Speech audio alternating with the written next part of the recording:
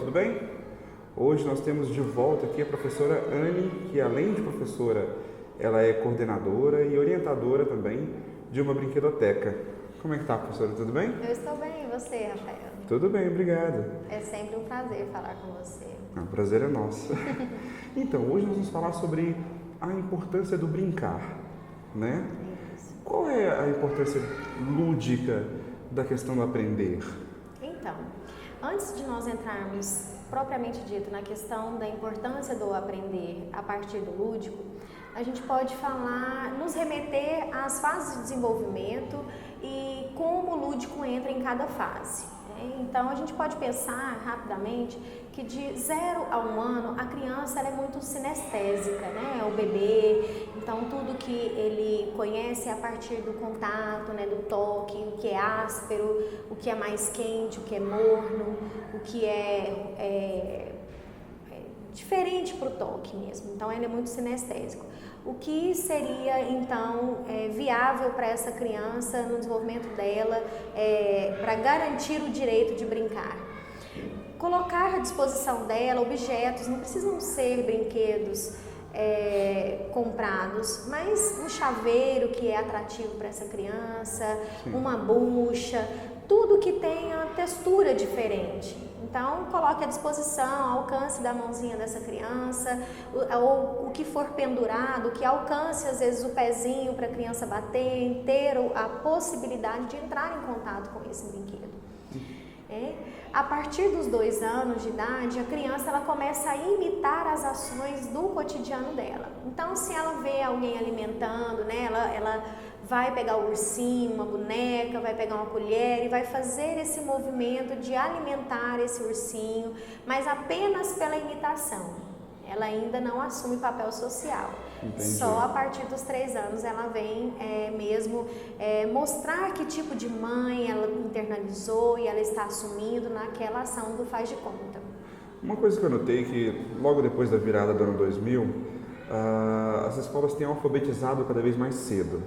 Só que agora está voltando atrás na questão da alfabetização, mais para depois de 5, 6 anos, né?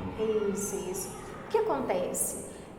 Principalmente nas instituições particulares, ocorre a necessidade de mostrar que a criança está efetivamente aprendendo. Para os olhos de quem não é educador, de quem é leigo no desenvolvimento infantil, na questão da aprendizagem como os efetiva, como os pais, há a cobrança de ver atividades em folha, atividade que repete, com repetição, né, cópia de letra, de palavra, de pequenos textos. E aí as instituições acabam se sentindo cobradas em relação a isso. Então, é até compreensível nesse aspecto. Mas nós vimos que, de acordo com o que existe nos documentos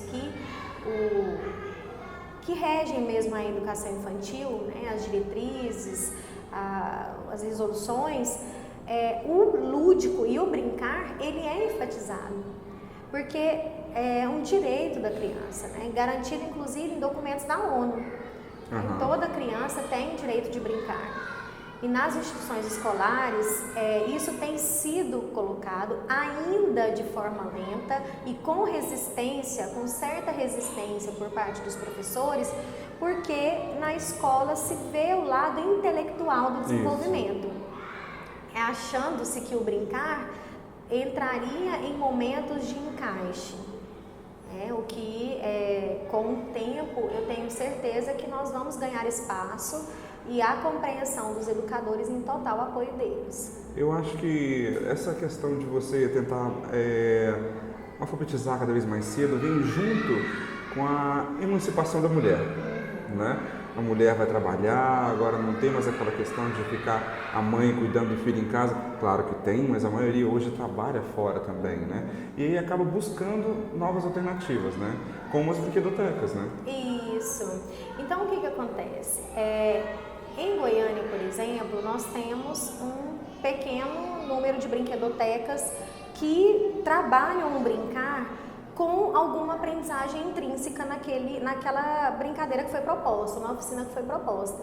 Né? Então, nós temos algumas instituições de brinquedoteca que estão vindo agora com proposta diferenciada para trabalhar oficinas que desenvolvam várias habilidades e competências nas crianças, a partir do brincar, sem aquela exigência que as escolas têm de horário. Então, começou uma atividade, vamos lá, termina logo, a gente tem que parar, olha, vamos cortar aqui esse jogo que nós iniciamos, porque já deu tempo, nós precisamos retornar para a sala de aula. Quando esse jogo ele não é feito mesmo dentro da sala de aula, para não perder o tempo de saída dessa sala de aula.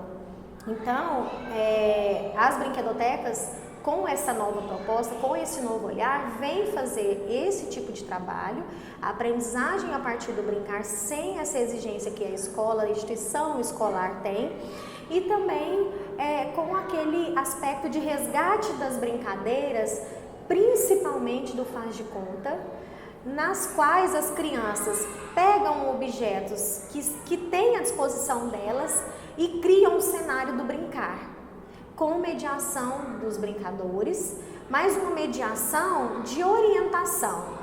Então, inicialmente, a criança começou a frequentar esse ambiente, então tem uma dica isolada, uma outra. Com o passar do tempo, ela já vai tomando conta daquele espaço e vai utilizando os objetos mesmo para criar a brincadeira dela. Então, é aí que entra a grande importância do brincar. É brincando que a criança se coloca e se faz presente no mundo.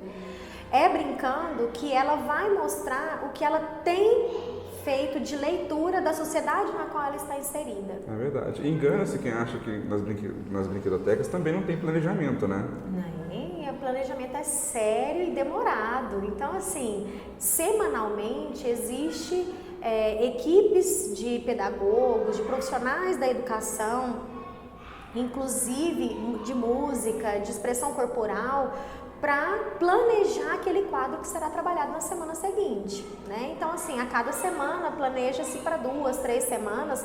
Então, o planejamento ele é árduo, exige pesquisa, envolve muita pesquisa, discussão dos profissionais que estão envolvidos. Interessante. Você falou a questão da música, né? Na Finlândia, que é a primeira educação do mundo, e como nós temos de base, lá eles já praticamente extinguiram a alfabetização antes dos 5 anos, lá se alfabetiza com 6, e antes disso, não que ela não vá para a escola, ela vai, só que lá, ela, nesse período, ela é levada para as artes, música, cinema, teatro e também para a convivência. Interessante isso, né? Isso é muito importante, é aí que entra a questão da cultural. Então, você, dentro desse aspecto da Finlândia, você poderia me perguntar, Anne, a criança, ela nasce sabendo brincar? Não, ela aprende as brincadeiras que são do meio social em que ela vive, né? Então, na Finlândia, por exemplo, esse tipo de educação que envolve as artes, em primeiro lugar, nessa primeira infância, para posteriormente enfatizar o mundo letrado para a criança, né? A alfabetização e letramento a partir dos 6 anos, a leitura de mundo que a criança tem é outra. Então, ela vai fazer uma leitura diferente das diversas artes do que uma criança, por exemplo, que foi alfabetizada no Brasil. Né, que entrou em contato com o brincar, mas um brincar que ficou em segundo plano. Um contato com a música, com o cinema, com as diversas artes, em segundo plano. Então, o que a gente tem pensado e proposto dentro do grupo de um certo grupo de educadores é mudar esse olhar. A gente sabe que dentro da educação as coisas mudam um pouco devagar, né? Mas a gente tem sim esperança que esse olhar em relação ao brinquedo, brincar, a importância do brincar na educação escolar seja vista com outros olhos, principalmente pelos educadores. E esses dispositivos eletrônicos? As crianças estão cada vez mais cedo ganhando tablets, celulares. Isso chega a ser preocupante? Sim. Por quê? A gente sabe que o uso da tecnologia ele é um uso instintivo. Então, se eu entregar um celular, um tablet nas mãos de uma criança pequena, ela vai, de observar você manuseando, ela já vai tentar fazer aqueles atalhos, com o passar do tempo ela já aprende a manusear. O que ela não tem entrado em contato é justamente com as brincadeiras e com a estimulação para as brincadeiras do faz de conta. Ela criar as brincadeiras, ela utilizar recursos. Então, é muito mais atrativo aquilo que vem pronto, junto com o mercado que vem com essa proposta de massificar a venda. Então, cria-se um personagem, a partir daquele personagem, outros objetos são criados com o uso da imagem do personagem, e isso a criança tem ao alcance das mãos, no celular, no tablet, no computador. E aí, como é que a família poderia garantir que a criança não perderia a infância dela, um momento de aprendizagem e maturação motora, por exemplo, de discriminação auditiva, visual, percepções gerais desse mundo atrás apenas de um equipamento eletrônico. Deveria-se colocar limites, um combinado entre a família. Por exemplo, durante a semana não entraria em contato com esse equipamento eletrônico, usaria um tempo proposto para o brincar, mas aquele brincar em que ele poderia utilizar brinquedos que ele tem à disposição, em que ele gastaria energia, em que ele poderia pular, subir, descer, enfim. Ou seja, o problema não é ter o dispositivo eletrônico e nem usar, e sim usar em excesso e acabar deixando as outras brincadeiras de lado, né? Isso é claro, porque a era digital está aí. Então, nós temos que saber lidar com isso, né? Dentro e fora da sala de aula. Então, se é atrativo, por que não utilizar dentro da sala de aula? Eu sou totalmente adepto à tecnologia em sala de aula, você sabe, né? Claro. A gente tem, né, que fazer uso porque nós estamos vivendo a era digital. Mas o que a gente não pode fazer é com que o indivíduo fique, principalmente a criança, fique dependente desse equipamento. Que ela perca o tempo que ela tem para desenvolver, principalmente a parte motora, que a gente sabe que até por volta dos 6 anos ela tem finalizado o grande desenvolvimento dessa parte motora. Então, para que ela não perca isso, é importante que ela brinque, que ela participe dos jogos de faz de conta, os jogos de regra, que são muito importantes para a questão da posição, da colocação no mundo social em que ela vive. Então, até mesmo a gente pode enfatizar a criatividade que esses jogos de faz de conta, os jogos de regra proporcionam. Então, aquela criança que brinca e brinca muito, né, que ela aproveita o fato de ser um ser brincante, ela é um ser mais flexível, mais criativo, e com traços de liderança bem maiores do que aquelas crianças que não tiveram tantos momentos de brincadeiras, principalmente as brincadeiras do faz de conta e dos jogos de regra. Porque já pega tudo pronto, né? Já pega tudo pronto. Nossa, obrigado, professora. Eu que agradeço a oportunidade. Adorei a conversa com você. Eu também. Muito obrigado, professor. Espero ver você mais vezes aqui com a gente. É só chamar. Até. Até. Loving it and love it, living it up when I'm going down.